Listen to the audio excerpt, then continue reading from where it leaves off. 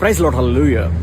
దేవుని నమ్ముకున్న వాళ్ళు సినిమాలు చూడొచ్చా చూడకూడదు అంటే అనేక మంది దైవజనులు అనేక విధాలుగా వివరణ ఇచ్చారు. అయితే అయినప్పటికీ కూడా కొంతమంది చూడొచ్చు, కొంతమంది చూడకూడదు, కొంతమంది దానిలో నుంచి మంచి తీసుకోండి, బ్లా బ్లా బ్లా వాటెవర్ కదా జరిగినాయి. అయితే నేను ఒక వీడియో చూశాను అనమాట. ఆ వీడియో చెప్పే ముందు చూడొచ్చా చూడకూడదు అంటే చూడకూడదు. ఎందుకు తెలుసా?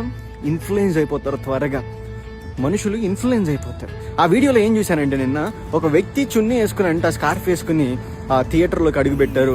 ఆ మూవీ చూసిన తర్వాత స్కార్ఫ్ తీసేసి నేను ఇలానే ఉంటాను అని అంటే అక్కడున్న యాక్టర్ ఇంకా పక్కన ఎవరైతే చప్పట్లు కొట్టి ఎంకరేజ్ చేస్తూ ఉన్నారు.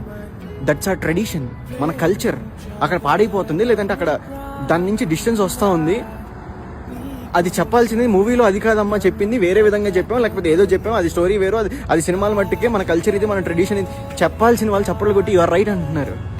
చాలామంది ఈ టాపిక్ గురించి మాట్లాడొచ్చు కదా, మరి ఎంతసేపు మత మార్పిడి, ఎంతసేపు ఇదే వేర్ వీఆర్, మన ట్రెడిషన్ ఎక్కడ వెళ్ళిపోతుంది, మన కల్చర్ ఎక్కడ వెళ్ళిపోతుంది, మన ఆలోచన ఎక్కడికి వెళ్ళిపోతుంది ఈరోజు. అందుకని చెప్తా ఉన్నాను, ఎన్నో మూవీస్ అనేది ఎంతో ఇంపాక్ట్ అవుతుంది మన లైఫ్ మీద. అందుకని చూడండి, చిన్న వయసులోనే ఆ హీరోను ఊహించేసుకుంటాడు, మనోడే ఇంకా ఆ యంగ్ ఏజ్లో ఊహించేసుకుని సిగరెట్లు, మందు, బండి మీద వెళ్ళిపోయి తిరుగుడు, ఇదే లైఫ్, ఇదే ఇంకా హీరోయిజం అని అనుకుంటాడు, ఇదే జీవితం అనుకుంటాడు. చివరికి ఏమైపోతాడు తెలుసా? కుప్ప కూలిపోతాడండి.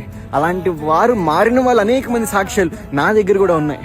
కాబట్టి జ్ఞాపకం చేసుకోండి, ఆ మూవీ ఫీల్డ్ అనేది కేవలము కల్పితము.